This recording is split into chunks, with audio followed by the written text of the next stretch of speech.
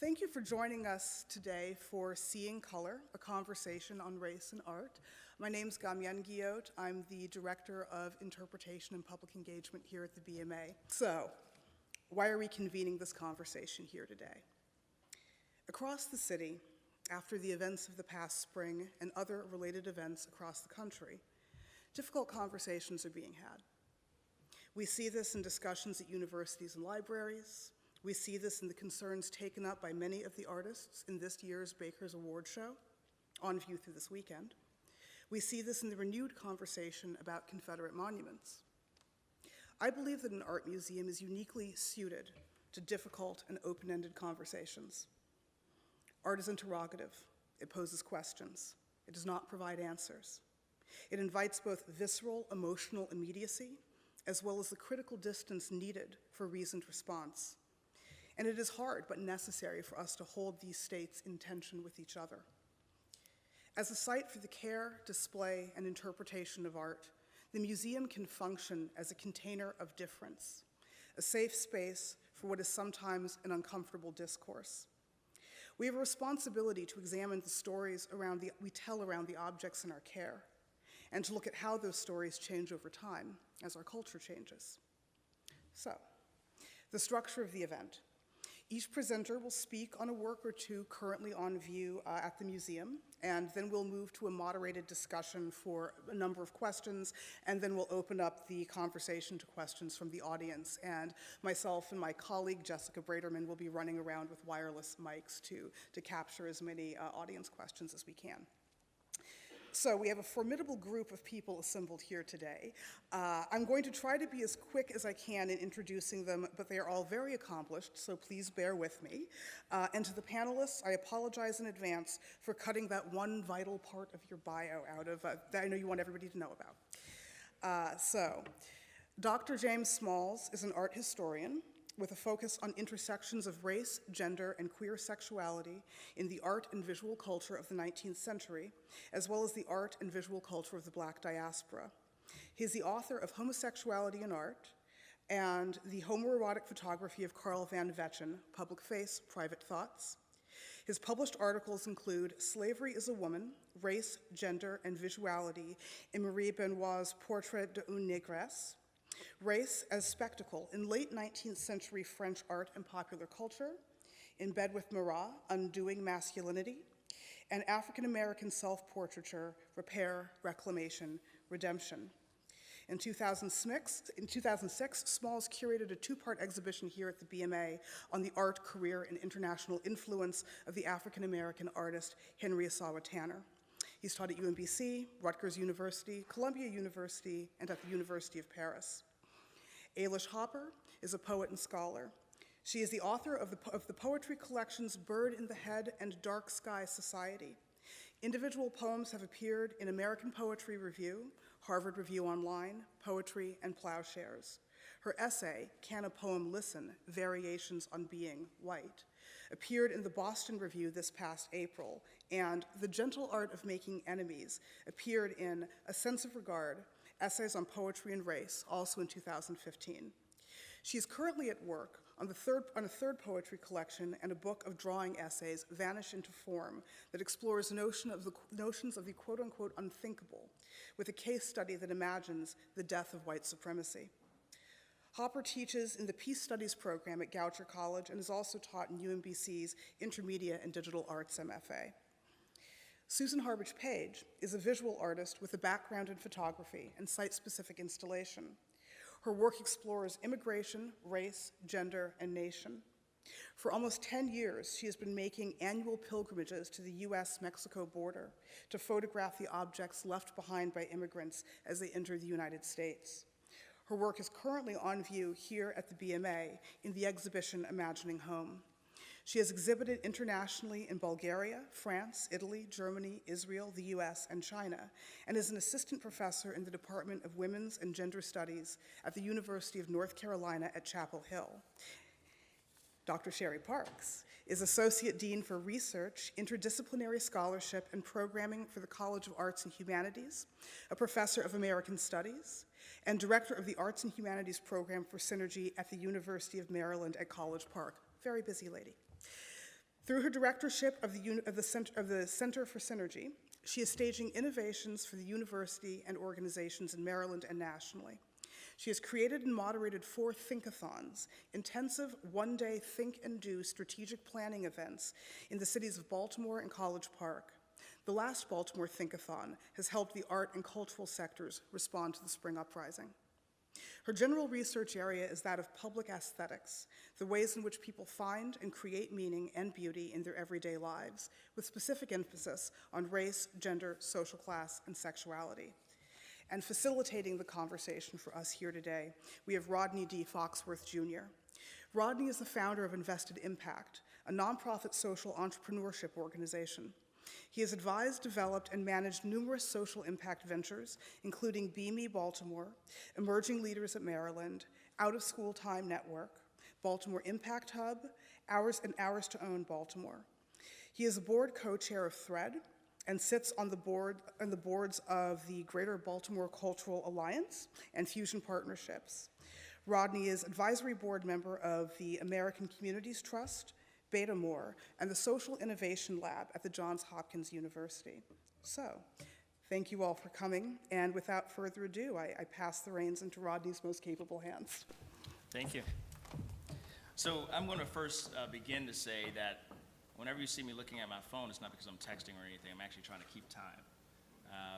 So this is actually an incredibly important discussion to have.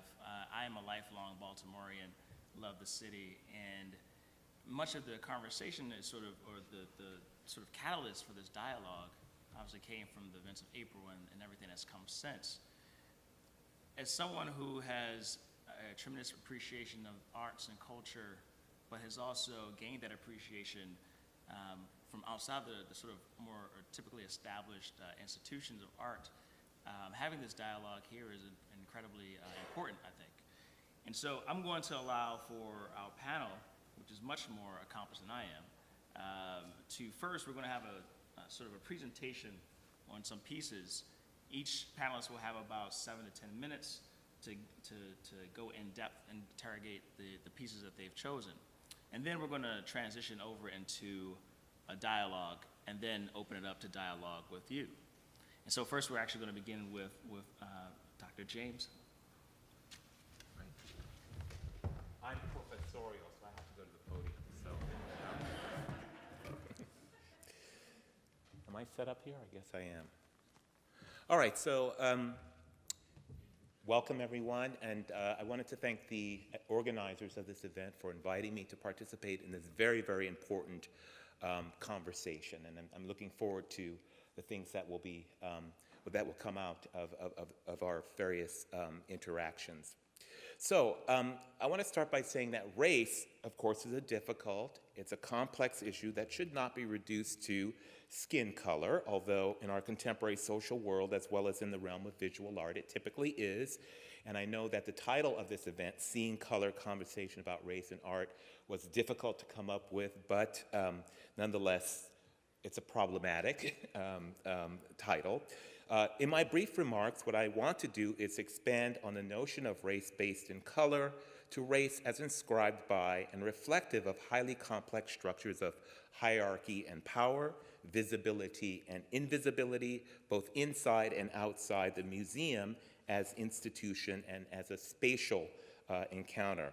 And I want to start by looking at, not my name, by Charles Calvert and His Slave, an 18th century painting by John Hesselius, and this is in the permanent collection here at the BMA. This is among the many icons of American colonial portrait painting. Hierarchy and display is the goal in pairing a lavishly dressed Charles Calvert with his unidentified but also elaborately attired black companion. Although this work constitutes an American painting of a scene from the colonial South, the work is based on standard European fare, in which black figures, usually young boys, but sometimes girls, are used to signify the white sitter's wealth, social standing, as well as ability to command black labor and black bodies. In this case, such racial hierarchies become emblematic of American art and the social realities of the colonial South, in which children of wealthy Families often had slave companions, pages, attendants, or playmates, and all of those, of course, are euphemisms that all too often tend to ignore and avoid the underlying structure of this idea of servitude and subjection on which these aesthetic motifs are oftentimes built. Significant for us today is that Hesselius's painting is connected to Baltimore history. Charles Calvert was a descendant of the first Lord Baltimore and the son of parents from Mount Airy Plantation in Prince George's County. And in this portrait, Charles is about 5 years old and dressed in the colorful silk and satin finery of the upper classes. While he physically dominates the composition, his unnamed, subservient, swarthy sidekick constitutes more of a reflection of American history and the early years of the transplantation, disenfranchisement, the disempowerment of black indentured servants in the early years of the Maryland colony. By the way, by this time, there were over 25,000 slaves in Maryland. Blacks were rarely depicted as the principal subject in formal portraiture such as this. However, there are exceptions, a couple of which I'm going to show you shortly. In early modern portraiture, the black servant is placed in an anomalous position in that he works against what portraits are intended to accomplish, that is, to express the sitter's identity. So this whole scenario is what I call weird hierarchy. That's what I've given it. That, in fact, that should be the title of the paper, I guess. So the portrait is of a white person usually, and these are a couple of works that are not in the BMA's collection but relate to the image I just spoke about. The portrait is of a white patron. The servant is secondary but nevertheless portrayed, and this portrayal, however, is shaped by paradoxical interrelations between notions of visibility and invisibility. The role of a prominent black presence here is display, yet the display is intended to simultaneously signal a seen but not heard subservience, hence the servant is invisible as a subject. There is built-in tension in these kinds of images managed through a selective visibility that promotes acceptance of the black sitter's status as visible yet not visible. So this formulaic weird hierarchy appears in works that date before and after Hesselius's images and engages structures such as gender and class, oftentimes accompanying race. Even when artists make an attempt to create humane and sensitive characterizations of black servants as individuals and not as extras in their masters' lives, weird hierarchy still persists. Case in point are for example, this 18th century portrait of a black servant by an unknown artist, probably English. You also have an early 18th century painting showing a black artist a black female artist painting a portrait of a white female aristocrat, a very strange work, very bizarre. I really like this, by an unknown artist. And the work of an artist who I've written about, Marie Benoit, who's a white French aristocrat who's painting a portrait of a negress. All of these works are very odd in terms of their hierarchies. They're weird in terms of their hierarchies. So this is the work of Hesselius is the first image that I am speaking about. There is another image that I've chosen to sort of launch our conversation. And these are a pair of mantel vases showing the flight of Eliza from the 19th century from Limoges. These are a pair of vases with white porcelain figures that represent characters in Uncle Tom's Cabin, written by Harriet Beecher Stowe, published in 1852, the very year that these vases were produced. So this object is interesting because it constitutes part of a body of works that speak to the representation of African Americans in European visual culture of the 18th and 19th century. Scenes from an abolitionist novel have here been transformed into a decorative motif on a luxury item. And like the paintings of the period, these objects represent the black body as a means to disseminate ideas about blackness throughout spaces of wealth and refinement in Europe and beyond. So such objects, in addition to things like porcelain figurines and clocks and light fixtures and furniture and more, represented not only the aristocratic taste for exoticism, but a physical manifestation of the black body in the guise of fashion and decor. So this work, along with all the other works I've been showing you, seems contradictory or incongruous at its core, clearly evoking tensions inherent in racial hierarchies. The image depicts a scene from a novel about slavery and race, and yet the object on which the scene is depicted is associated with aristocratic wealth, luxury, opulence, and consumption. In other words, the very things built from the blood, the sweat, the broken backs of slaves. Again, weird hierarchy.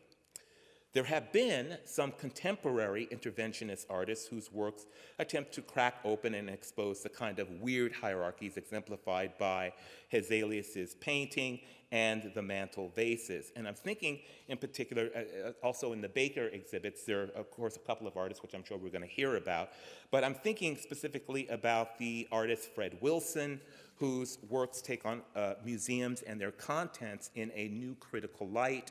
I'm also thinking of artists such as Kehinde Wiley, whose exaggerated attempts at Black empowerment through the appropriation of Eurocentric notions of heroic portraiture try to flip the weird hierarchies on their head.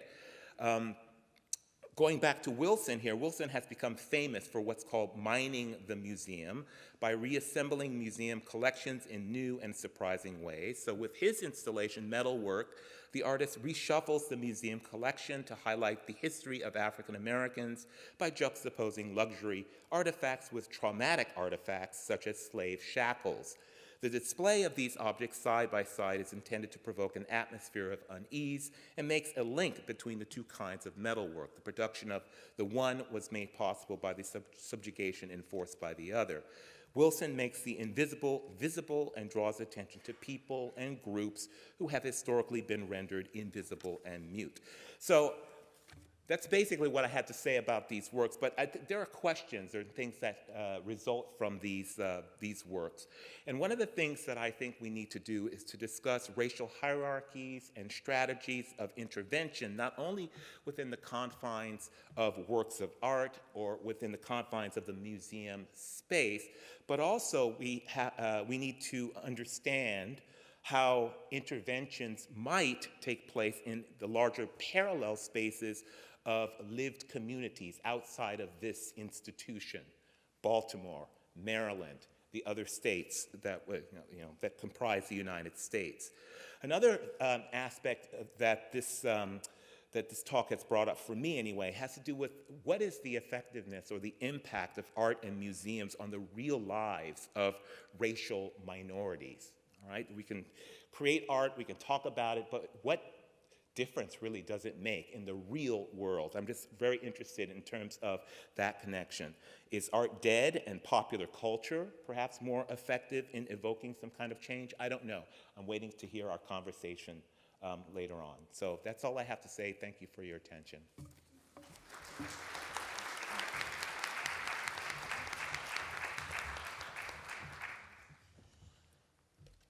Hello. I want to thank the BMA for inviting me, and particularly Jessica and Gaminier. And if anything I say, especially Gaminier for your comments earlier and the intention of this to open up a critical space inside this space. And if anything I say could be interpreted as trash talking the BMA or that larger space, I don't mean you. Because there are critiques to be made. I also need to say that I wouldn't be here if it weren't for a lot of people whose mentorship, work, and friendship are the ground that I stand on.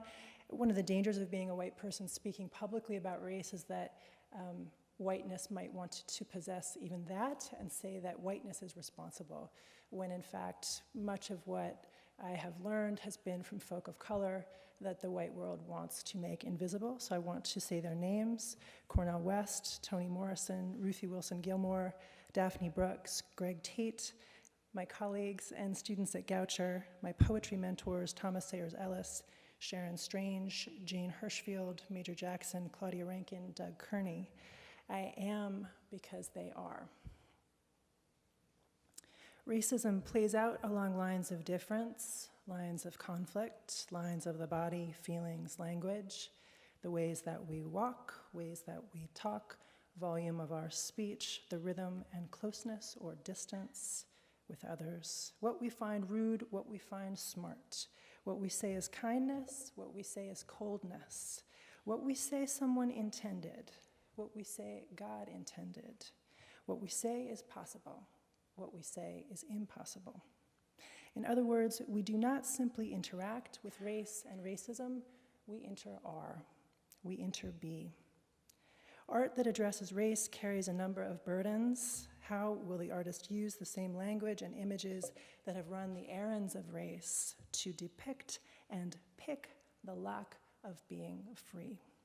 And how not to bring the diamond-headed needle of our attention into the dusty groove of what Toni Morrison said, characterizing our past, an abused record with no chance but to repeat itself. I begin today with Alison Saar's piece, Strange Fruit, whose title borrows from the song that Billie Holiday, Baltimore native, made famous, and whose use of rope and hanging body obviously points to the terroristic practice of lynching on this soil. Understandable attention is paid and must be paid to the female figure, who hangs not by her neck, but by her ankles, which suggests that this is a rope not of extinguishment, but, and here a hallmark of whiteness, of possession, control, and display. What I want to point our attention to then is that there's a two-ness here.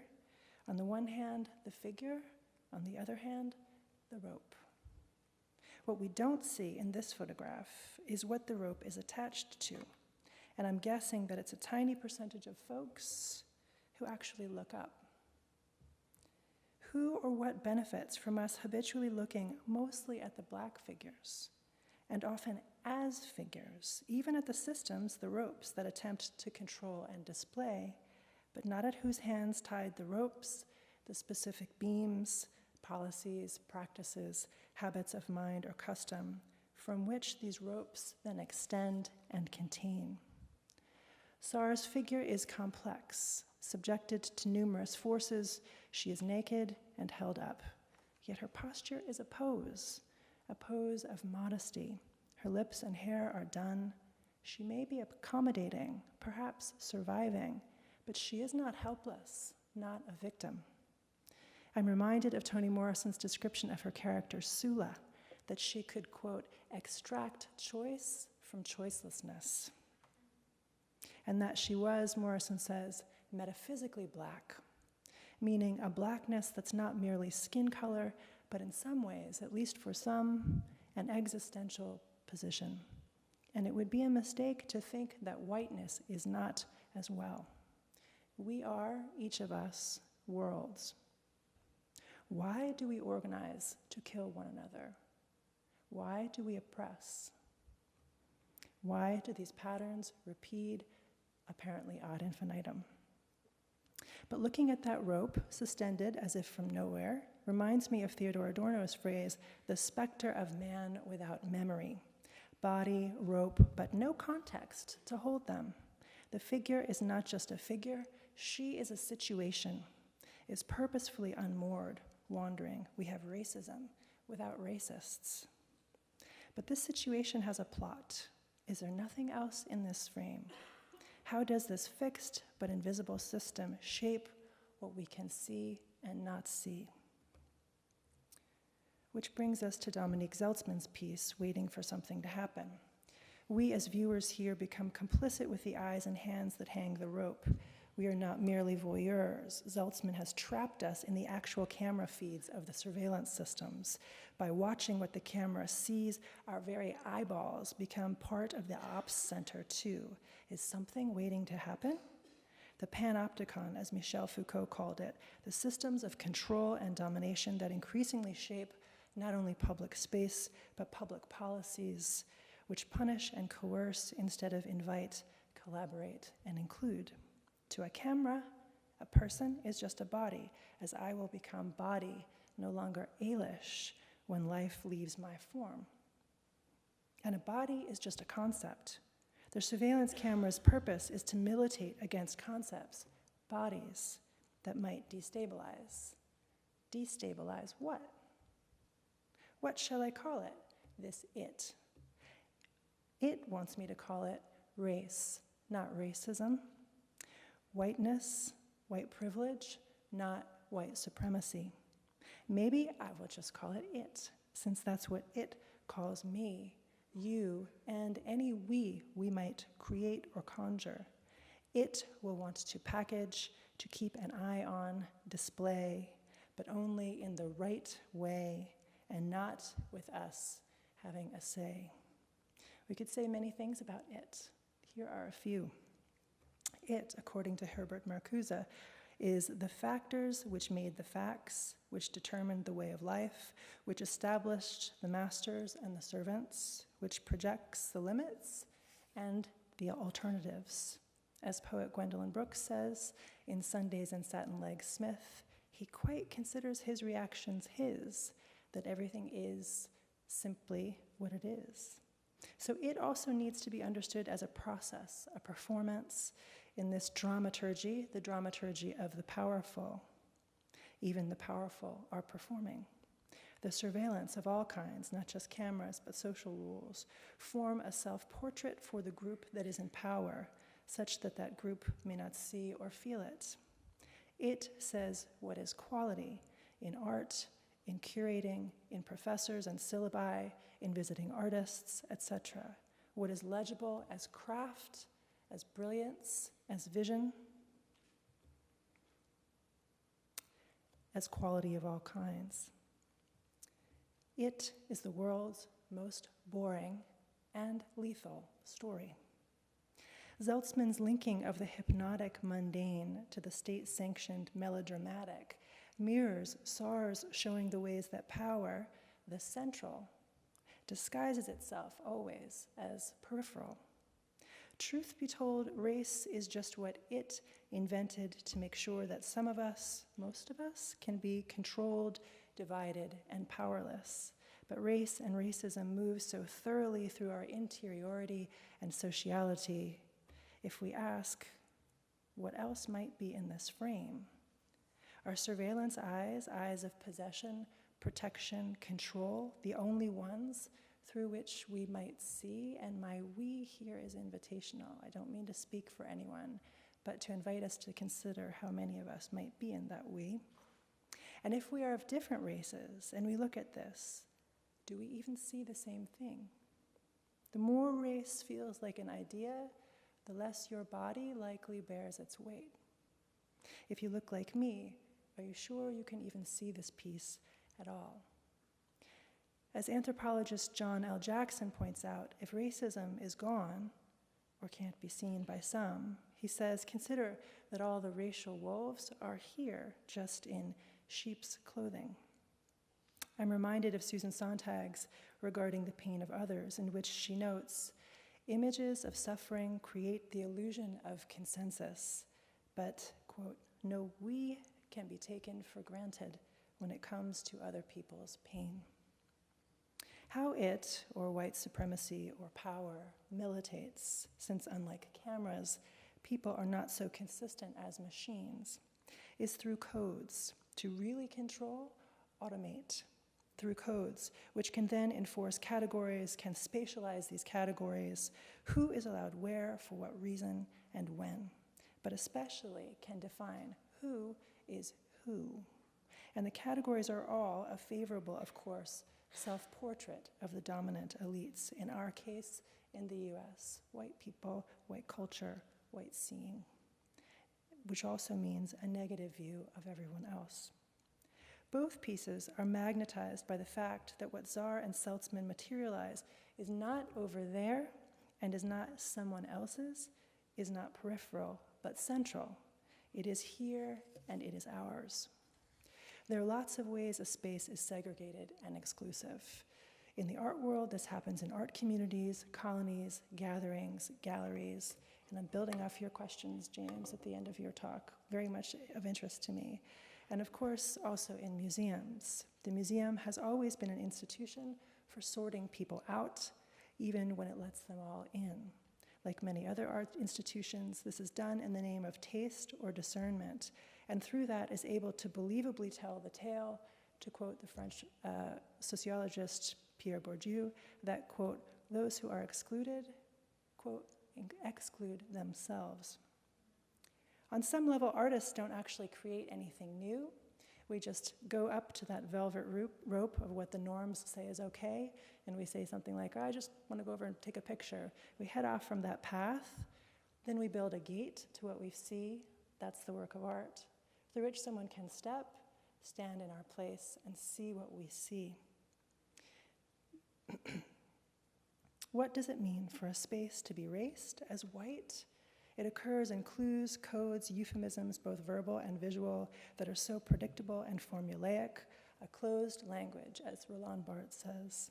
Language and aesthetics become instruments of control so that the racial imaginary possesses, controls, and displays. And how this feels to many is that this possession is working on physical bodies through art bodies.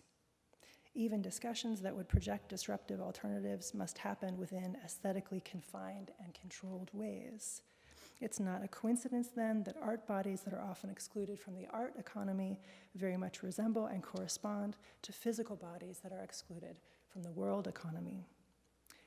Are most of the guards black? Are most of the art by white folk and most of the people who run the place white?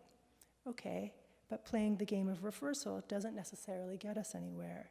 Even if we imagine an institution in which the guards are white, the artists and administrators all people of color, would the space be different? Possibly. Possibly not. It's not just about faces, as if we are all pieces on a game board, each painted a different color, because inside of each of us are different worlds. What institutions need to open to, and I mean all institutions, not only art institutions, is those worlds, the real world of many worlds, instead of just its world, that the policies and practices feel different, don't just look different, but make sense differently, reflect not just bodies, but different art bodies, even become a different existence, a different sense of time and space. So much more is possible. What to do with that camera, that rope? In Sar's work, we can see that the hidden hands, hidden rope too, that's not just whiteness, it's history. It's all of our claims and differences undealt with, as Morrison again says, what has claim but is not claimed, as well as our lived humanity, capacity for shared experience, not named, yet still felt, numbingly, sometimes lethally. They lie within closed spaces in the present and the past that too many of us rarely enter. We may even find that, however differently, profoundly differently, tragically differently, we are each affected by them. Those spaces form a shared seam. What would it look like for communities and institutions to open them up? That is quite a question. Because what we are really talking about is not just restructuring spaces, but regenerating our imaginative landscape. One of the most insidious ways that power operates is in the ways that it messes with or tries to mess with and control our sense of personal taste, our imaginative capacity, then ties that to meritocracy. To allow in multiple knowledges, multiple literacies, new narrative channels, new spaces within spaces, to acknowledge racism also as a deep impoverishment of all our imaginations. To do this, we must acknowledge that we'll be going against the grain in ways that may feel counterintuitive. As Gwendolyn Brooks again said, I had to kick their law into their teeth in order to save them. Can we do this? We'll need to resist transformation and all the codes, diversity, inclusion, even equity. Otherwise, power will just ensure that these efforts become overdetermined portraits, loyal to small identities, or universalities like diverse, or we are one, while we remain the play within the play. To make something whole from the owned and disowned in the American experience, we can, as Audre Lorde said, name the nameless so it can be thought. Not post-race, but race real. White people being open to a history in which we are very minor characters, and not always the good ones. Holding our differences of all kinds in view, including differences in power and access, boldly, fearlessly, lovingly, not to divide, but connect. We do so in order to mess with the camera. Gwendolyn Brooks again. First fight, then fiddle. Muzzle the note with hurting love, the music that they wrote. First, to civilize a space wherein to play your violin with grace. Thank you.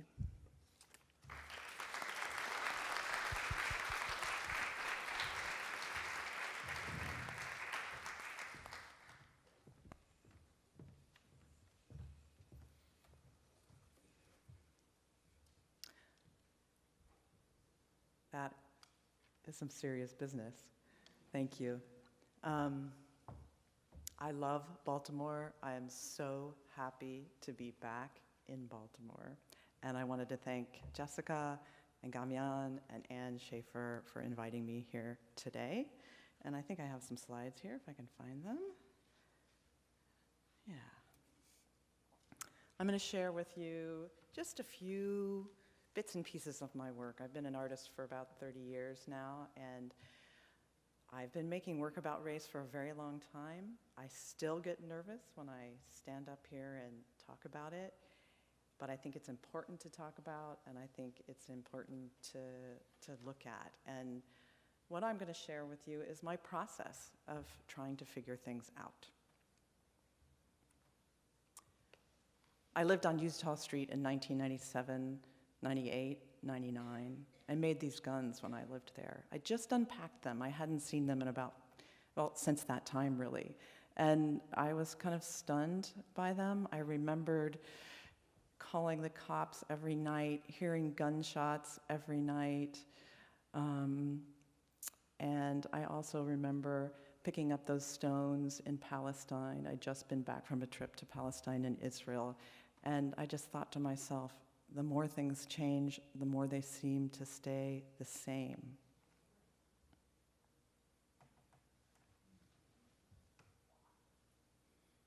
These are from 2007.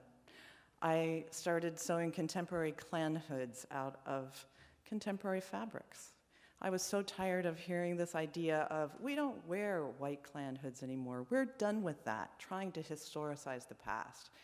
So I went to the North Carolina Museum of History, and they brought out a Klan hood from 1920, and my stomach felt that Klan hood. And they taught me how to make a pattern, and I taught myself to sew, and I made Klan hoods. And the first one I made was pink silk with embroidered flowers, and I put it on, and it fit me perfectly. The hem was perfect. It was a perfect replica from a Klan hood from 1920. And my intent really was to put racism squarely on the shoulders of white people. Walmart, made out of Walmart bags. We all know about their hiring practices. You may or may not know that in Mexico, if you get a credit card from Walmart, it has a 40% interest rate. Here's somebody who you sit next to, and they're nice and sweet and beautifully dressed, and all of a sudden they turn to you and they say something so hateful. This I made when I got ready to do a show at the Gibbs Museum in Charleston, South Carolina. And, you know, it's for all those Southern politicians, seersucker suits.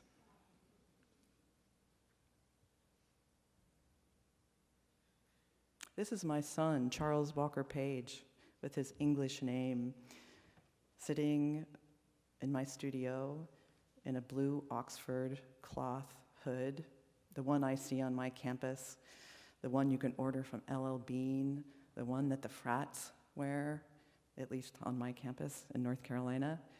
And I just look at him, and he's taking up so much space, and he's so comfortable. And I started leaving the backgrounds in these pieces as I made more and more of them. And there are many more, I'm just showing you a few of them. But I left, sort of the accoutrement of the studio in to talk about how we put racism in place It doesn't just happen. It's put there one piece at a time. We set the backdrop, we put the light up, we set the reflector, we put the subject on the stage. And this is English garden toile, just hidden in plain sight.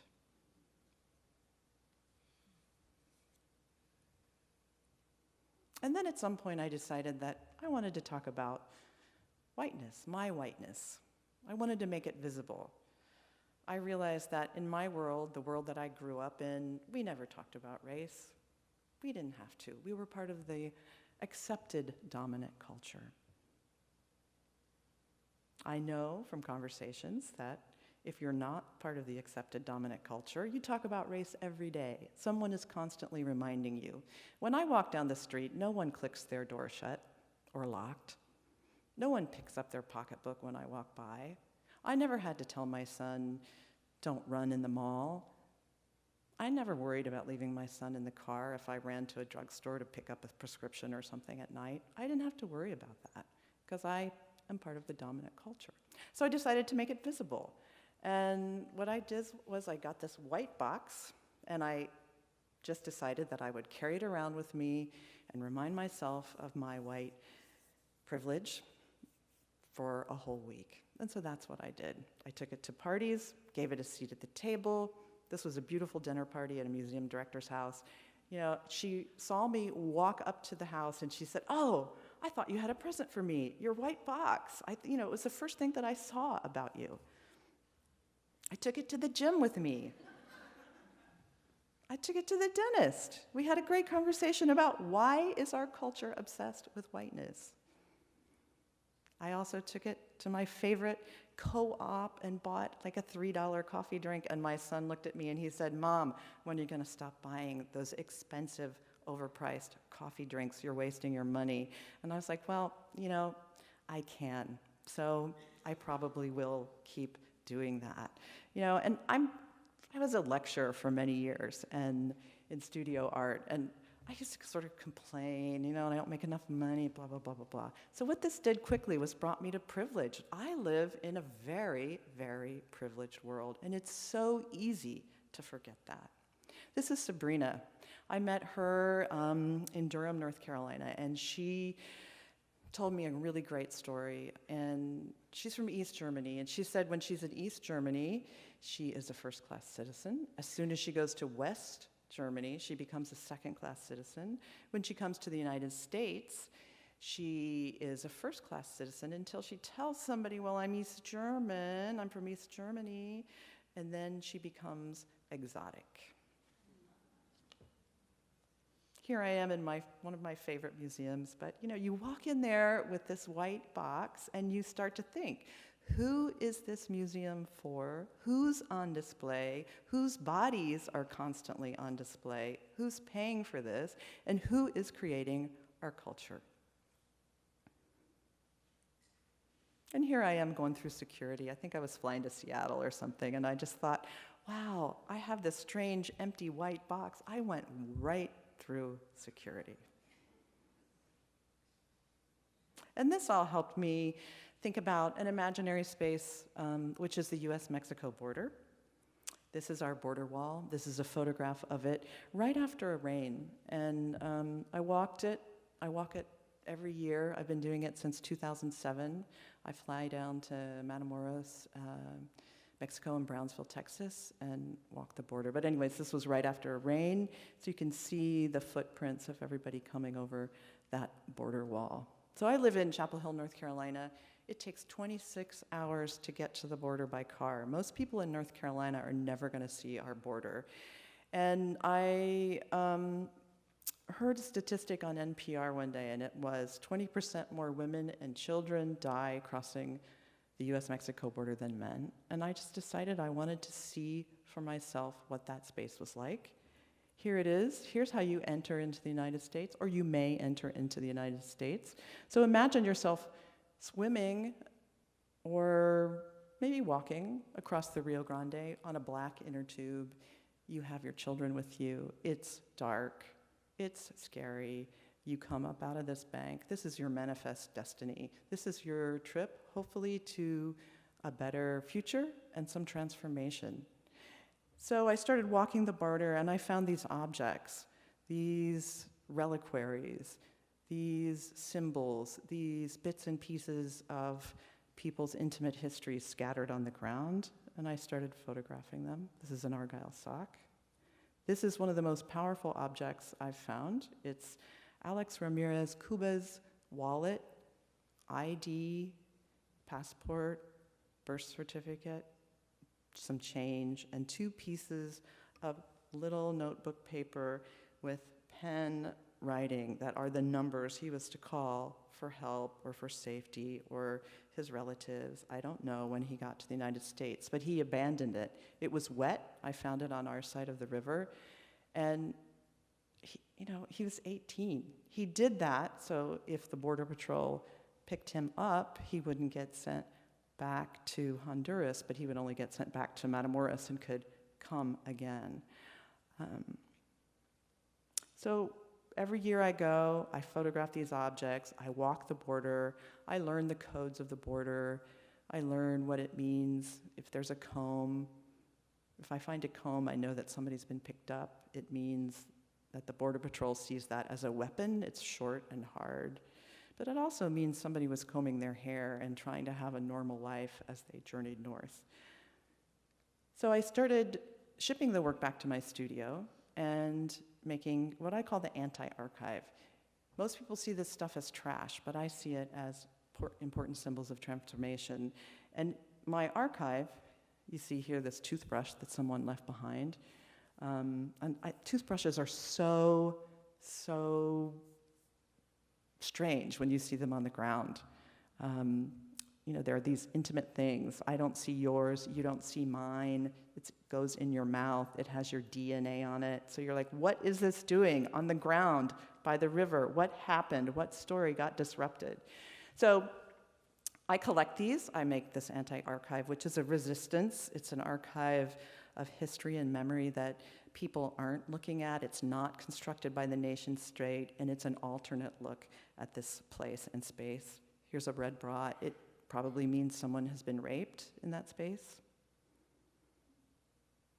Eyeshadow. And I will leave you with this nest or hiding place. It's on view here at the Baltimore Museum of Art. And this is where, I made this in Laredo, Texas on a hot summer night. And it's where somebody crossed from Nuevo Laredo into Laredo and hid, I don't know for how long, but they burrowed their body down into those grasses and hid, waiting for somebody to come and take them to the next space on their journey. Hopefully, a very successful space. Hopefully they had friends waiting for them, but I don't know. And I did get down into that space, and I know that I cannot have that experience. But I do know that I'm a part of this nation state, and I care what happens and who is traumatized on our border. Thank you.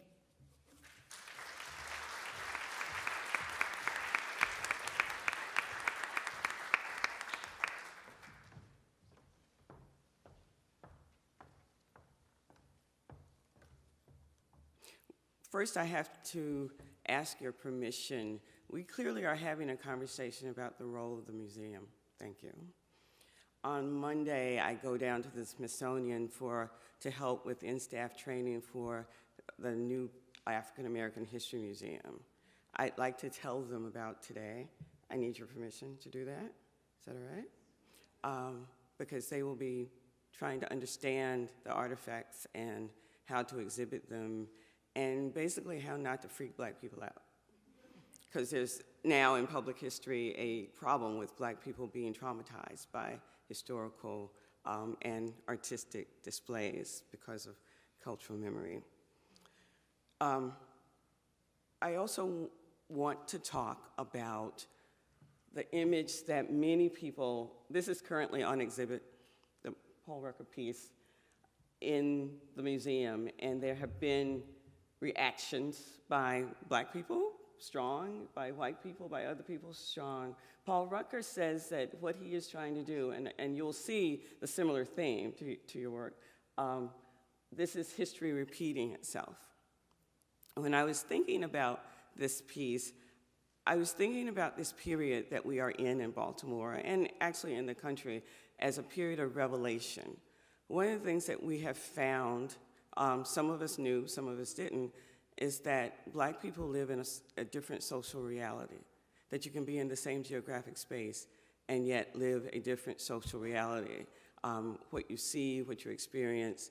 And one of the things that has been written about, we know that, for instance, that Toni Morrison didn't create magical realism, that Black people carry slavery with them, that they carry Jim Crow with us. And so that idea that you should forget slavery, that you should forget that, is first of all impossible, because it really is, we really are in this conversation about immediacy and distance.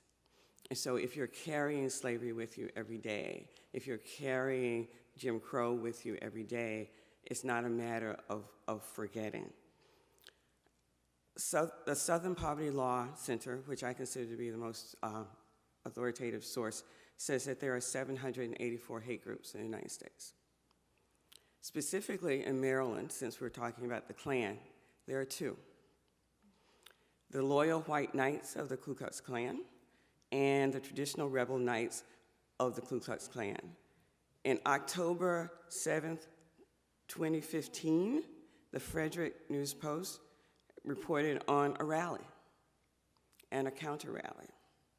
The rally was said to have had a triple cross and swastika lighting in honor of Columbus Day. Columbus Day. You thought it was just for sales. And you thought that the only people who needed to oppose Columbus Day were maybe Native Americans.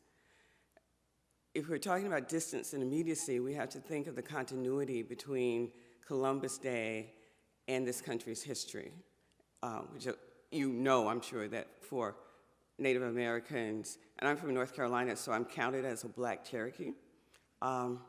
They recounted us, my mom and her children, for undercounting. Columbus Day is a day of mourning.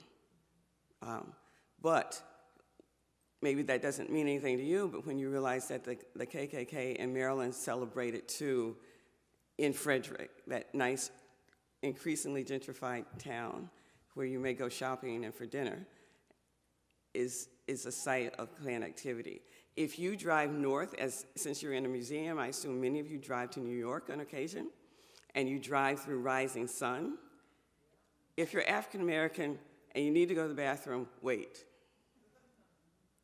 So we're not talking about, yes, we are talking about 1920, and it's important to draw that line between your work and everyday work, but history is here.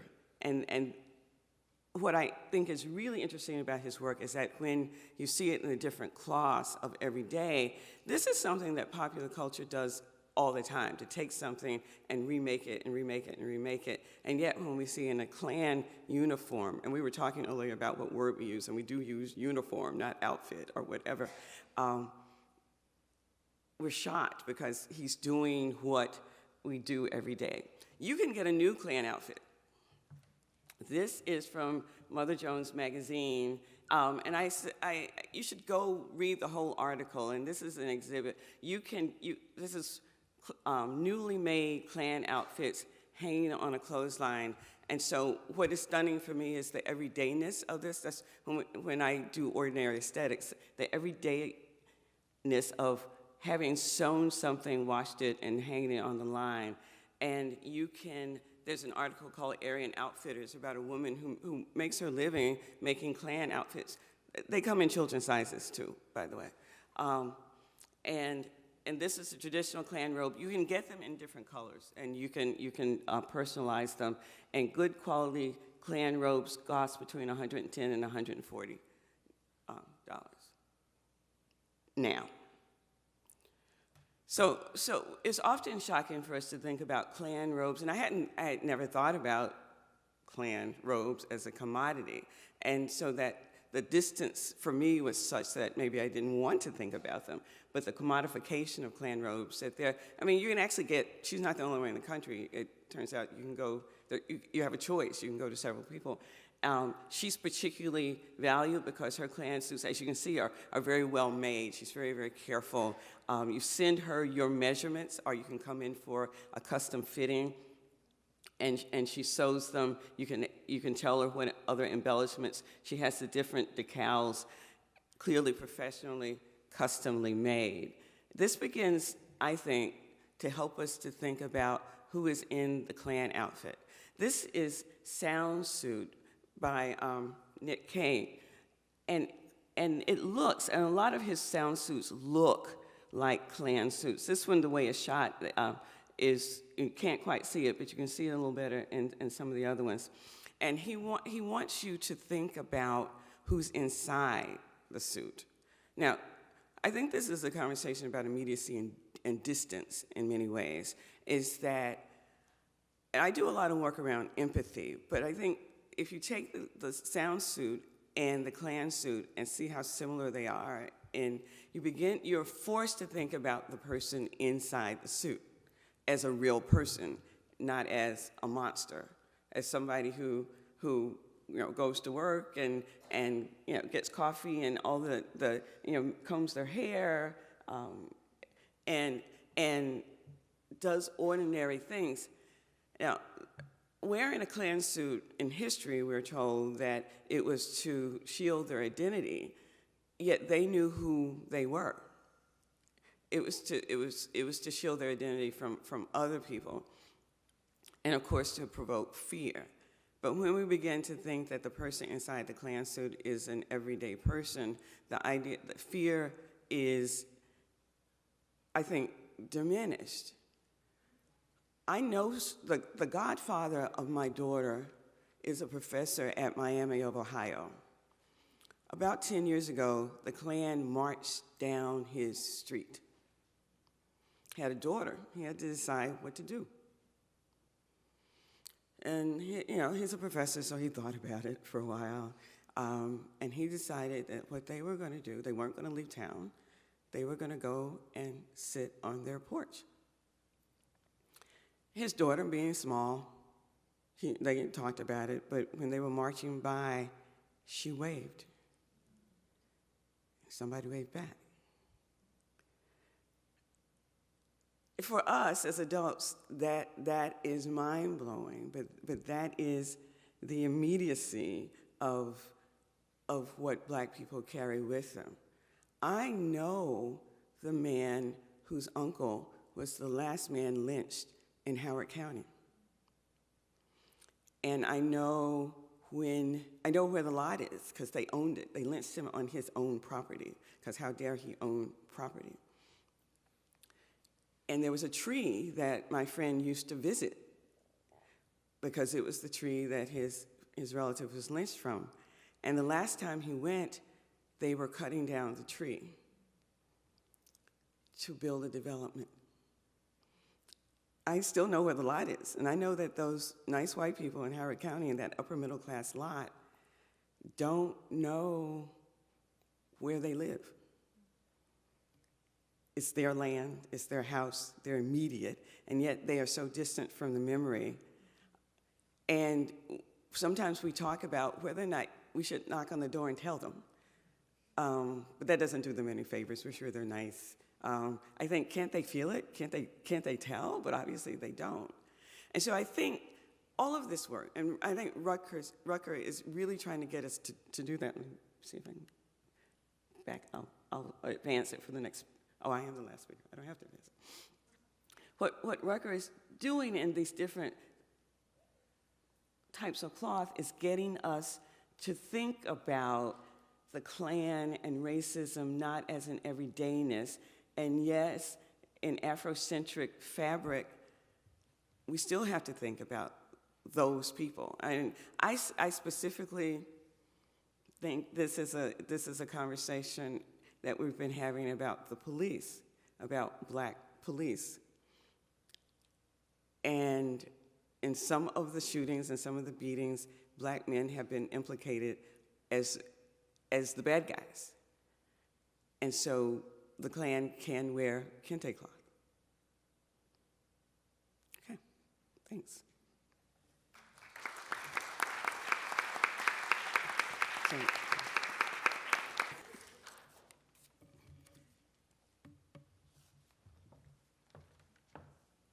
You know, Susan, so you told me you lived in Baltimore up until about 2000? 97, 98, 99. And the reason why I'm bringing that up, because there was a theme that kept coming up throughout all the panelists about, you know, the more things change, the more things stay the same. Today, I think when you left Baltimore was probably around the last times we had over 300 murders over a period of time. We're now at 299 murders. And I bring this up because, again, that theme kept coming up. And Sheri, you actually mentioned that we're at a sort of a period of revelation. And so I just want to pose this question to the panelists in terms of, in your experience and what you're seeing in the arts community, do you really see that revelation happening? Is it unique? Is it different than what you've seen before? Because, as been stated, this has happened continuously. well, you're looking at me. I'm going to start with you. Well, isn't that what we're doing now, right now, here, today? I mean, has it happened wholesale? No. Is it beginning to happen because there are people asking these questions and asking us to come in? I mean, the BMA didn't have to, I mean, Rucker has been exhibited in Baltimore before. They didn't have to bring it here, but they did, and they brought it. They have this conversation in response to the way people were responding. So I think people are watching. I mean, I'll tell this quick story. I actually was here on the day that violence erupted at Mondawmin Mall. We were doing the looking at the home piece. And my daughter, who's in college in Massachusetts, called, worried, because she knew I was in the city, but she didn't know where. And she had Google mapped the museum and Mondawmin Mall and said, it's 2 miles away. I mean, she grew up here, but you know, she's 20, so she Google mapped it. And I said, yes, sweetie, but it's a world away. I'm okay, I'm fine. So yes, I mean, I think we have to recognize that it is a world away, but that is beginning, and I mean, we can criticize it, but we have to be part of the change. We can make that begin to be different. We have to. Absolutely. So I want to open up to James. No, I just wanted to say, I mean, it was mentioned that we're in a period of revelation. I actually don't think it's revelation. I think it's acknowledgement. We're acknowledging things, but revelation sort of indicates or points to a kind of enlightenment, which I don't think has happened, and it's not going to happen, I don't think, in the near future. So Can people hear James? No. You're trying to bring it, yeah. I was saying that it was indicated that we are in a period of revelation, and I don't agree with that. I believe we're in a period of acknowledgement of the hierarchies, the problems, the issues, but revelation implies a kind of enlightenment or a kind of realization, and then, you know, the next step would be a path towards a kind of enlightenment, and I don't think we're there yet. So I just don't think revelation is the right word. I think more than acknowledgement, and that's becoming public. That's much more public due to certain events and certain things that have happened. So, Well, I don't want us to get into that academic thing that we go back and forth, and so we'll agree to disagree and all right. Yeah, okay. What about if you're both right? Peace studies. I think revelation is occurring. The question always, I think about this a lot as an artist and speaker and teacher, that feeling sometimes whenever race is explicitly and not only implicitly in the room, I feel the sense of don't go too far, and then the next question for me, especially as an artist, is too far for who? Or sorry, I'm an English teacher too, whom? So I think for some folks, there's revelation happening. And And that question is, for whom? But I do agree that I think in terms of sort of a cultural moment, I would probably lean more towards acknowledgement. And I think it's really important to note that, because acknowledgement needs to happen before accountability can happen. And I really, really hope that that's where we're going now. And I think that really is the gesture, the social gesture that we really need to be looking for, is accountability, not apology. Two totally different things. So I don't know if you can hear me, but I think I think there is a transformation. I think things are moving forward. What I felt as an artist in 2007 was, I do not have permission to talk about race. I am supposed to be quiet and listen and learn. And when I showed my postcards from home,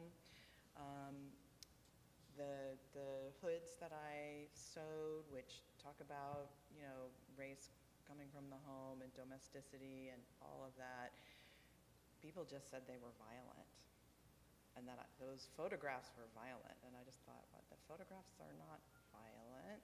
It's what they're talking about is violent. But I know that when I show these same works today to an audience, they go, yes, right on, I see this, I see what you're thinking about. So I feel like the conversation has shifted and changed. And I don't know if it's revelation or transformation or whatever, but for me as an artist, I feel it's incumbent upon white people to take the time and take the risks and learn how to have a conversation and learn how to see things that have been invisible to us, because we do live in an archive of whiteness. So I guess I am called to defend my word now at this point. I am very process-driven, and so I see it as a process rather than we have arrived at the end point. And some of the things that I see are white people calling out other white people, breaking that brittle. I grew up in North Carolina, that brittle cover of whiteness. Some of the emails and the videos of frat songs that we're seeing are there because white people expose other white people. And it didn't happen in that way before. So I think I'm seeing people acting in ways that they've never acted before. A church in northern Baltimore called me to ask what they could do. So I introduced some black folks, and they're working together. I think I'm beginning to see, and you don't want to make too much, people's eyes are open or something that dramatic, but one person in Baltimore told me a story about having a white person, upper class white person, told me a story about their son having a black friend that, and so this black friend was in their house, very often. And it was only after the uprising that he told them how often on his bicycle he got stopped. And so he was, I'm back to distance and immediacy, that he was in their house, and he would come in and he wouldn't say anything, and he'd eat dinner, and he'd hang out with his son, and they would not have known that he had gotten stopped and how often he got stopped. But now that they knew, they had to do something about that. I mean, they had to at least say, how was it coming over? So I think are we at the end of a process? No. I mean, will we ever be at the end of the process? Maybe not. But I do think we're further down the road that people are seeing things. Things are revealed. And so I think, yes, we are both right. Absolutely, and so I'm going to stick with you for a moment, Sheri, because I want to get a little bit of insight for those who are not familiar with the Think-a-thon and what happened in the wake of the uprising. Okay. Right. So you have a particular perspective that you can kind of lend to. Right, in terms the process. Exactly. So some of you have heard of the Baltimore Think-a-thon. We're planning the fourth one now on the anniversary of the uprising.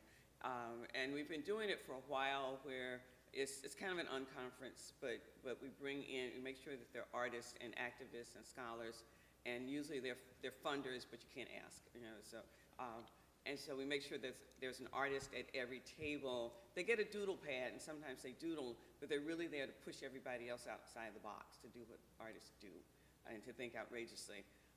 And we've always had short-term and long-term outcomes for every year. And this year, in April, by coincidence or providence, depending on how you think the universe moves, we were scheduled for Thursday, 2 days after the worst of the violence. I separate the protests from the violence because they were different people, they were different processes. And we said we're going to stay in place if UMB, we hold it at Westminster Hall, which is owned by UMB, which kept having to close. And we left, they said, you know, are you coming? We said, if you're open, we're there.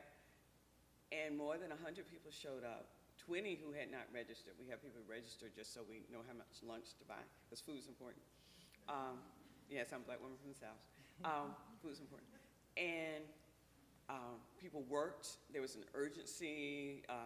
We had art and trauma people in place. And there were short-term and long-term outcomes around art and culture and moving through the city that we are hearing are still reverberating.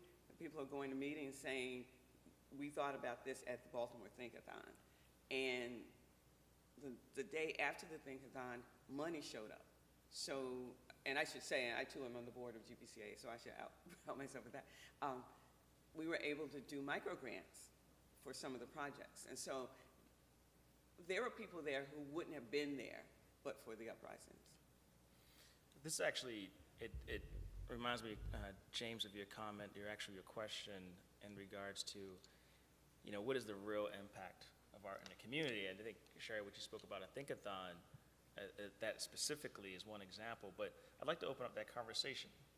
And so part of that initial conversation we had, I want to extend that out to the community itself, outside of, you know, specifically the arts community, I should say. And what, you know, James, how do you feel about the actual impact, particularly since the uprising, but not exclusively? Well, I'm when you talk about the impact, I'm not thinking of arts communities. I'm thinking outside of that, because I'm thinking about, you know, the 16-year-old black kid in West Baltimore on the corner selling drugs. Things happen as a result of that. I mean, what does this art have to do with that person or improving that aspect of that person and that community? Is it just a matter of activism? I don't know. Is it a matter of, you know, hooking up with the churches? I mean, we've done that, but I mean, you know, I'm just wondering. I guess this is my questioning of myself as an art historian. I've always questioned this: the purpose or the function of what I do. How relevant is it, or how it's relevant, but how much of a difference it actually does make? And so it's just a question I'm throwing out there, and I think we should all be thinking about that. How important is art, really, in terms of these issues? Anyone has any answer? We'll figure out that answer at some point. Well, I mean, I don't want to talk too much, but art is really important. I mean, on the ground, the day after, the food desert was worse on North Avenue than it had ever been before. It was the arts organizations who were giving out food, and we found out, you know, that, you know, we were giving micro grants for food, other people were giving out. They were the only ones that were safe enough to give food, brave enough to give food. Right now, art and culture is the only citywide conversation we can have in Baltimore. And partly because it creates spaces for uncomfortable, you said this, spaces for uncomfortable conversations, that abstraction.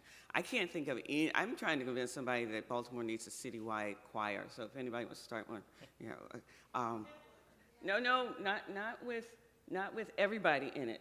There's one that's mostly black, but there's not one that has everybody in it. There's one since the uprising. Oh, since the uprising. Okay, good. Oh, good, because it didn't happen before. Okay. Okay, good, thank you. All right, you should, I'll find out about that, yes. But actually, another GBCA, the University of Maryland and GBCA work very closely together, are actually now working on a multi-pronged approach, being advised by Search for Common Ground, which does conflict transformation around the world, on a multi-pronged, art-directed approach to Baltimore's issues because of the conversations it allows and the catalytic purpose. And one of the things that I think Black people have given up, that art gave us, is ordinary joy. And I don't know exactly where it went, but it went somewhere. That ability that everybody made art, everybody made music, and it created joy, and it's how we survived this long. And I don't know if it just got commodified to the point that we felt we weren't supposed to, but I think we've got to reclaim that. And so I think people who understand how art works in a life, in a city, in a culture, are really important right now. Well, I didn't say they weren't important. No, I do believe that. I think they're very, very important. I mean, no, I understand what you're saying, and it's true, it is very important. But I guess when art is, maybe it's when art goes into the popular domain that's probably the most effective. And I'm talking about, for example, the museum. Mm-hmm. What does this museum have to do with, that? But what you're saying, I agree with, and I do understand that. Right.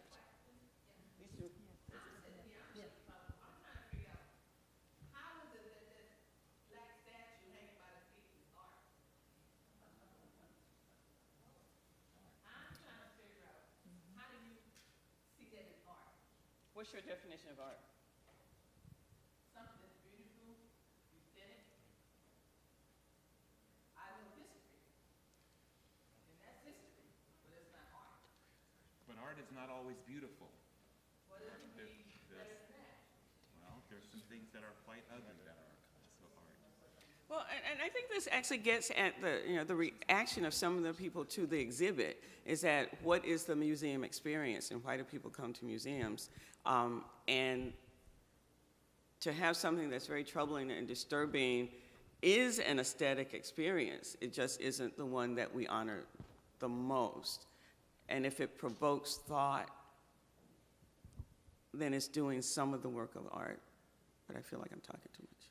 We're going to start to open this up to questions now. If you can bring the house lights up a little bit. And I already see a lot of people's arms straining in their sockets. So,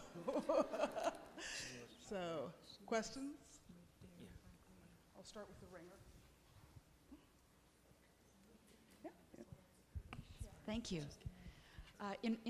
My definition of art would be something that really makes you think, that really causes you to grab hold of what's important in life. So it doesn't have to be beautiful in my interpretation. I'm Shannon, and I work here. I want to thank you very much for your contributions today, including that question. My question has to do with public art, and particularly with monuments, because here in the city of Baltimore, of course, there's some energy happening around Civil War monuments. And as some of you discussed today, how the doors here are open, and all of you, of course, discussed art that is housed within the museum. But monuments are so wonderful because they're places in which other people can activate that space, can question the histories that are presented at the monuments. So monuments come alive in a way that sometimes art within museums do not, because they sit closed behind doors and people can't engage with them so much.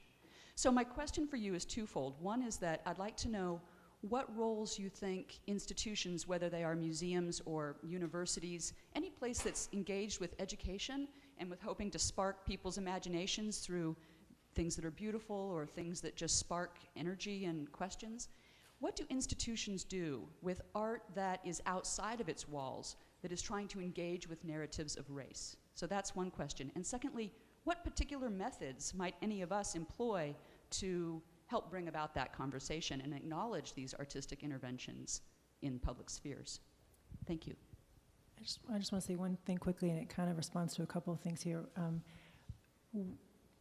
About efficacy, I think, is part of what we're talking about. So I think there are all kinds of institutions in the city. Art institutions are one. In Baltimore, we have the eds and the meds, right? So education and medicine that have enormous power, economic power, and all kinds of social power. And I think we have to start thinking of those things as porous entities, and that takes work from folk inside to militate against the kinds of boundary policing that happens all the time.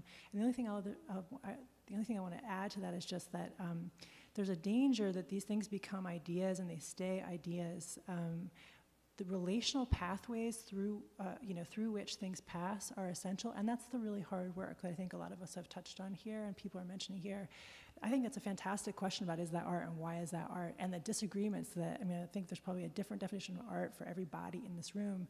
And here we are inside the democratic experiment, but we oftentimes lack the relational pathways through which to negotiate these differences, to talk openly about differences and let them be opportunities. And that is real work we need to take up as a city, and we have an election coming up.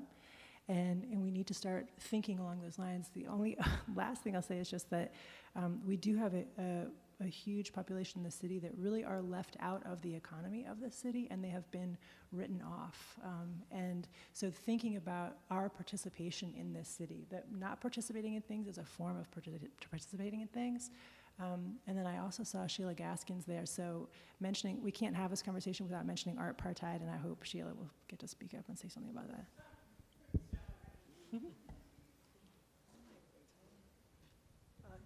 Yes, ma'am.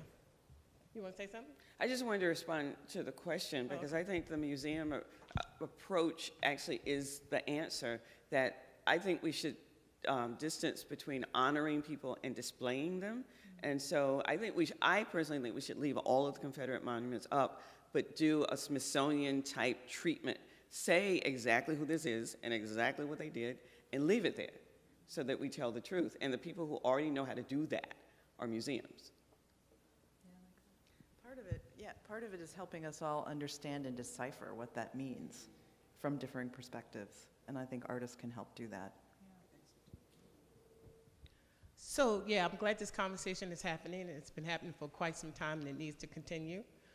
So, about the woman hanging upside down, that is a very striking image, and I timed it. It's been up there for 8 minutes while she did her presentation.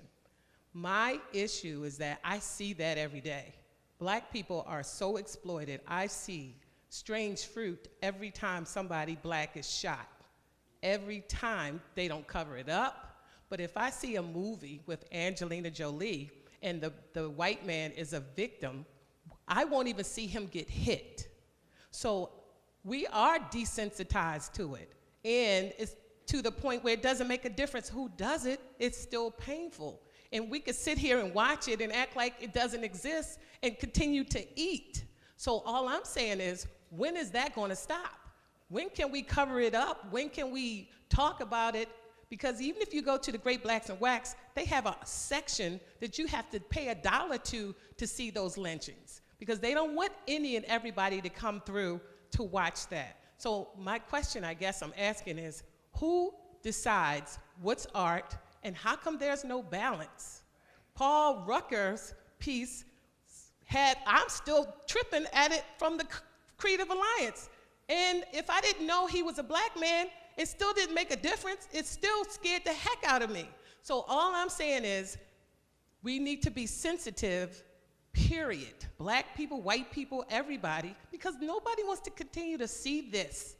Black bodies laying all over the place like it's nothing, and we continue to eat like, hey, this is a natural thing. That is not normal, nor is it natural.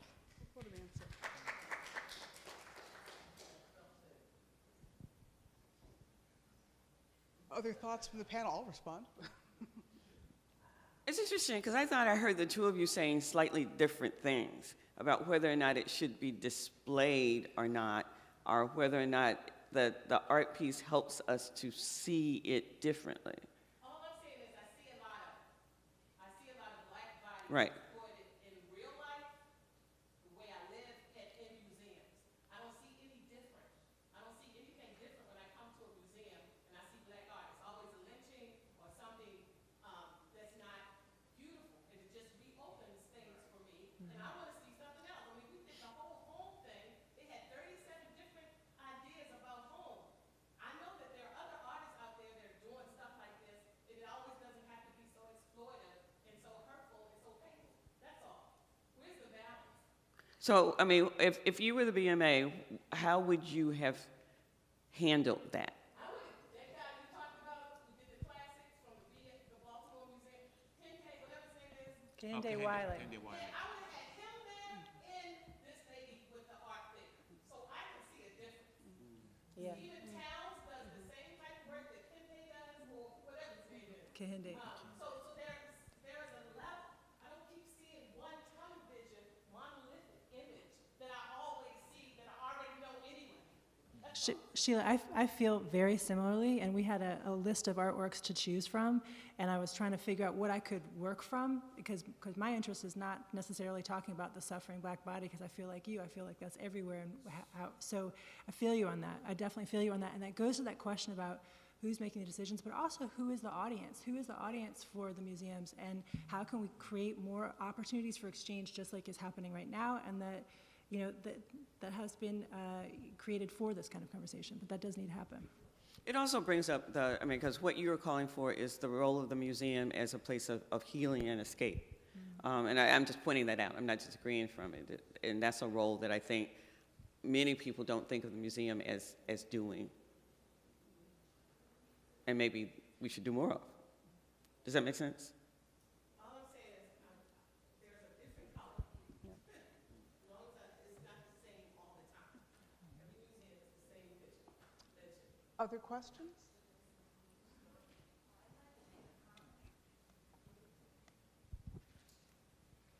So the Baltimore Museum of Art has collected the work of African American artists from its inception, beginning in 1929. It has also had numerous exhibits since that time of African American artists. There is currently, and for all the time that I have been a docent here, which is about 13 years, a tour entitled African American Artists in the Collection. And people of all ages, children and adults, have an opportunity to experience that tour. If from time to time on a Wednesday in a public tour, any of you can be a participant on a tour of African American artists. Children, and not only African American children, but children of all ages can experience these artists. If you want me to name them, I can, beginning with Joshua Johnson. Excuse me? Oh, okay. Joshua Johnson, Hale Woodruff, Elizabeth Catlett, Allison Starr,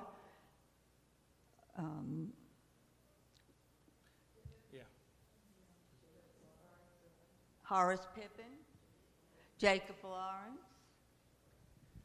Are you trying to name the kind of inclusion that the museum has already Right. made efforts All to? right, I mean, Yeah. yes. It's important to note that. I It's appreciate your important to know contribution. that this museum has been a participant in everything that you are saying about race and art since 1929. Thank you.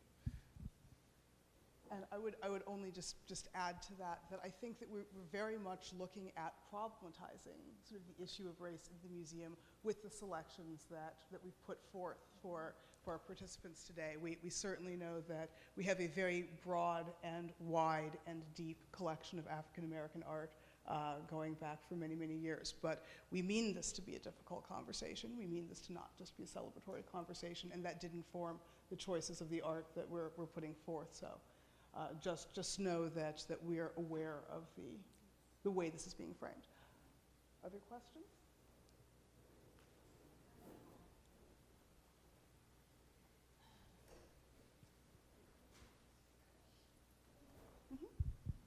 So I'm a global citizen. I grew up in the Middle East, and I'm Indian originally. And so I'm new to the conversation of the African American history. So seeing that particular piece allows me to understand what has happened in the past and understand someone's truth from a different perspective. I truly believe that art is creating a method of visual communication so that other people can step into it and then have an issue become more accessible, or a deeper understanding of issues that may not be obvious when you're a newcomer or a new entrance into the conversation. I personally think that the museum setting isn't the answer. It's community arts, it's outreach, it's engaging with people, with the other 6-7 billion people on the planet. So what I have received from your comment is, how do we have the next conversation? How do we have the conversation about creating joy, about creating safety in the communities? Like, what we are having the same conversation about the past over and over again, about the pain, about the suffering, but how can we change that to a symbiotic conversation, one where we work together to create a newer, happier, more cohesive world? I think it's a great question for the panel. How do we have the next conversation? Oh, we're supposed to answer that? Yeah. Yes. That's what we brought you people here to do. Yeah.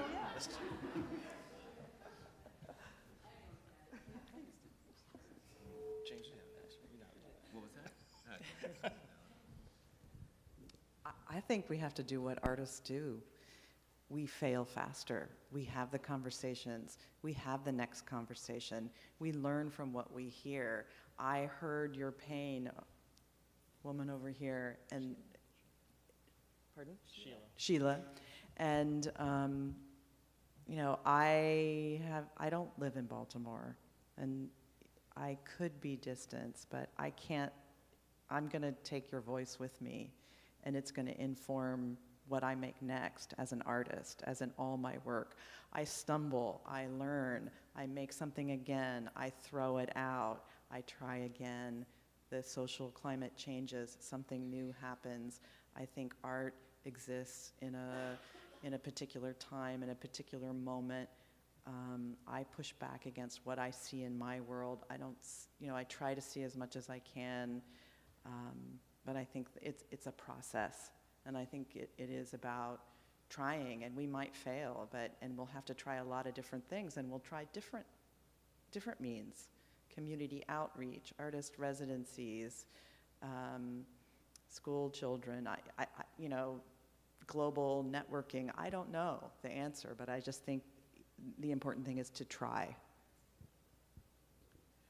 I see a continuity between the museum and the outside world. I mean, there are bodies that come into museums, but often popular culture draws from museums, so often those images take a while and those ideas take a while, but they make their way out into the world. In Baltimore, one of the issues is the lack of art education. I mean, to get back to your statement, is that we really have allowed, I just heard the superintendent of PG County says that 80% of the schools in PG County, Prince George's County, have art integration. It's an astoundingly high number where they use art every day throughout the day. And I think that gets back to joy, it gets to the role of art in the world, is that we really, it's not just the museum that has taken art out of everyday life. We've let it come out of our homes, we've let it come out of our schools. And I think there really needs to be a push to get art education back. Some elite kids in Baltimore get art education all day, you know, in part of math, whatever. The public school kids don't.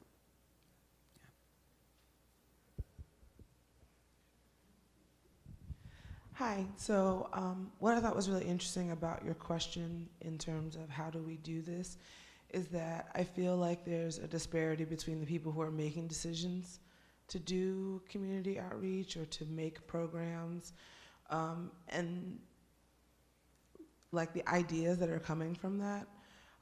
What I've seen is I've been trying to participate in these kind of conversations and see what's happening. And what I come across a lot is that a group of people, probably not representing the people that they're trying to connect to, are making decisions, and then at the end of it, they're like, oh, but we kind of want you to give us your impact, or excuse me, we kind of want you to give us your input. And I feel like there's a lot of people that are my age, I'm 28, just to give perspective, you know, that want to have those jobs to make those decisions. They want to get to be around somebody who's making those decisions, but they're not able to get those opportunities. And for me, as someone who is excited about this and hasn't become like apathetic and tired of trying, that is the biggest thing, is that like I want to do that, but I can't find the way to do that. I have friends who want to do it and they can't find the way to do it. So how can institutions like the BMA support people and support programs that want to do things like that, but they're not hiring, or I don't know about the BMA specifically, but institutions or groups are not necessarily hiring people who want to do it that can speak from their own experience?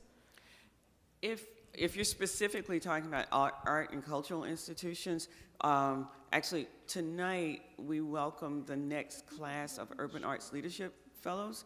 And if you see it come out, I guess we'll send out the ad, and it is I'm sorry, it's self-promotion. Maybe in about 7 months, we'll start recruiting for the next class, and it's a year-long arts leadership internship and intensive training, and you get an intern. There's 6 months of intensives where you learn, you know, marketing and funding and grant writing and that sort of thing. And then 6 months of an internship with an art cultural institution in the state. That is one avenue of getting into the arts organizations. And I understand that's not a panacea, but it is one step that's being made. Right.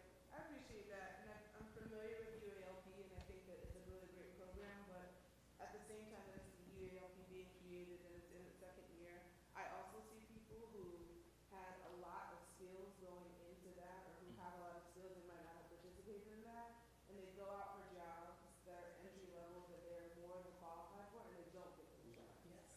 So I don't understand, like, if you're trying, like, how easy is it to just hire someone who wants to do what your organization wants to do?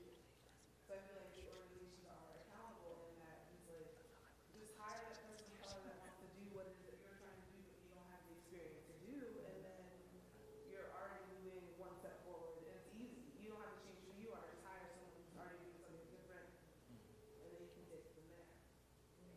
So I guess it's kind of a statement, not really a question, but. Although it does call for them to change who they are. I mean, I think that's a good thing, but it does call on the organization to change a bit about who they are. Okay, you've had your hand up for a very long time. I'm coming behind you. Hello. Thank you to the panel for this discussion. It's very important that we have this, particularly in this day and time with everything that's happening, not only in Baltimore, but around the country, around university campuses, as well as you know, in Paris. My name is Tangela Richardson. I'm with the Joshua Johnson Council, and I'm the vice chair of this council, and we do have different friends groups here at the Baltimore Museum of Art that really educate not only members, but those persons who love art. Back to your statement about art and your question, I think that Betty Saar piece is a very powerful piece because Allison Saar, so I'm thinking of her mom. It's a very powerful piece because it really does get you to critically think about what's going on as you put yourself in the space with the artist. And it gets you to critically think about what's going on as relates to the society that you're in. So back to what you were saying about being actively involved. One thing that we do at the Joshua Johnson Council is that we want to educate those persons in this community about what's going on, not only with local artists, but with national artists as well, as it relates to what's going on within our society as a whole. So I welcome you to come to our Joshua Johnson Council meeting. We meet every Thursday, the second Thursday of each month in the Hess Boardroom, 6 to 8, and we have these wonderful, engaging discussions, not only with the BMA staff, but with other artists locally and nationally, where we get to critically think about what's going on and how we can change the landscape in terms of how it is interpreted and make it appealing to us as consumers of art. So I actually think, unless I have permission, we're up against time? Or We're coming close. We could do one more question? I'm going to come down to two more. I will pass the baton. Ready? Short. Oh, I got to keep it short. Thank you. I'm Paul Rucker, one of the Baker artists, and thank you guys for doing this. Really appreciate it. Thanks. I have a similar story with the Susan. The first time I saw a Klan robe was at the Slave Museum in Liverpool, and it made me ponder why didn't I see one here? And you have to go to the Smithsonian. And the Fred Wilson piece, the Mining Museum, I have to remind everyone that it took place at the Maryland Historical Society. It did not take place in a regular museum. And I just want to keep this short. We need to have conversations, but we need to have fully informed conversations based on history. I just visited Stone Mountain, Georgia, and Buckhead, where the Klan rope factory was located. And when I learned about how big the Klan was in the 1920s, 15% of our population belonged to the Klan. And that 46 million people, why did I learn this in my 40s? And I think if we know more about history, we can have fully informed conversations instead of having conversations from the point of I feel like. And thank you guys. Very good. All right, last question. I feel like I haven't gotten anybody far in the nosebleed seats. Hi, and thank you. This is a huge conversation and so many kind of threads to kind of go off on, but to try and be succinct and say how interesting it is that it wasn't that long ago that we were missing a lot of African American artists in contemporary collections. And artists do work through a process of their interests or experiences, and there was a period of time when artists of color who were making the effort to make work were not seen by the curators, were not seen by the museum, were not seen in the museum, and then, of course, not by the audience. So I was a little bit interested to hear your reactions to Alison Saar's piece, because it wasn't that long ago that a piece like that wouldn't have even been in the collection, much less on view. But that said, your reaction is, expecting and hoping that the museum would be this place of reprieve from what is a traumatic experience that happens all too often in real life. So how can the museum be this balance of a place to have this respite, but also this place where, very important conversations and big questions can be asked? And it really is a problematic situation when you have white curators bringing up the question of race, or white artists, like Philip Guston, who have Klan imagery in their painting, and where is Norman Lewis, who did the same thing? So, I don't know if I'm really asking a question as much as pointing out that we've come a long way, but we have a long way to go, and there are some really interesting opportunities, I think, to continue the conversation.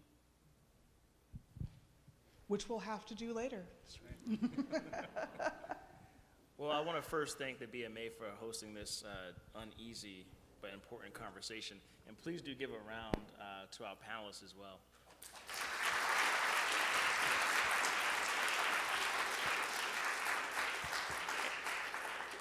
And of course, I want to thank the audience for not only participating, but really enriching the conversation also. Thank you all. And they're actually going to dismiss now and allow one of our panelists to get on her airplane. So.